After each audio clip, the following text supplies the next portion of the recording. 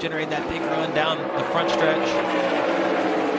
I thought they were going to run a little better based on practice and that first long run. I mean, he was the top of, go back and take a look right here. These two guys coming off turn 2, kind of almost the same move at the same place. But Sanchez was good on even the 15-lap average.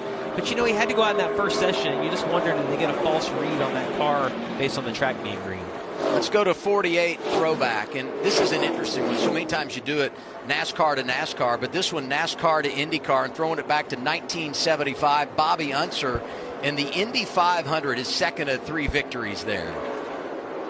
And the connection is car owner Scott Borchetta, who had such a relationship with Bobby Unser and was proud of this paint scheme, no doubt about it, entering the weekend.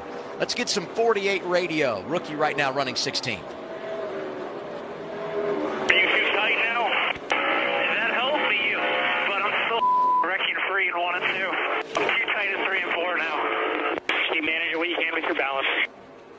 You know, the one common thing that you hear from so many people at this track, and everyone fights it, is the front never turns good enough, but it's always too loose. And a lot of that just comes down to the lack of rear grip. And then when he talked about the 2 ends being different, you're almost always freer in turns 1 and 2 because of it being a wider sweeping corner than what you have down in 3 and 4. And this track does offer some options. You know, if you're tight, you can move down and run a little lower on the racetrack.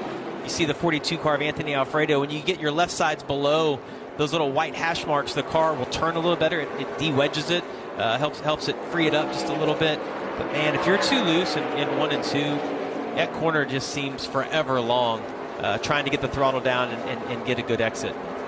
Starting to think about, you know, free pass opportunities, and we talked about the situation for Jeb Burton, who had the unscheduled pit stop.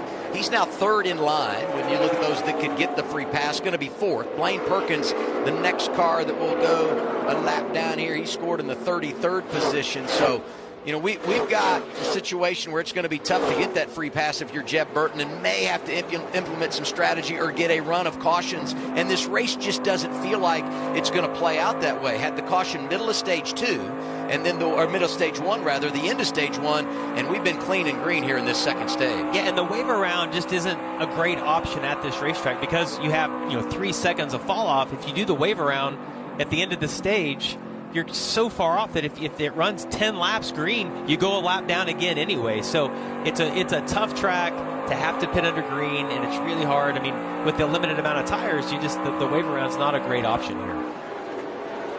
Final lap, stage 2. Justin Allgaier had the fastest car, stage 1, but it was some strategy that took away the win as Harrison Burton got tires, drove through, and won that first stint of the race. But there's a no-doubter who's best in this second stage. In fact, overall on the day, fast race car, driver 7, reigning champ, last year's winner, Justin Allgaier, gets it in our second stage. Christian Eckes was good. Ross Chastain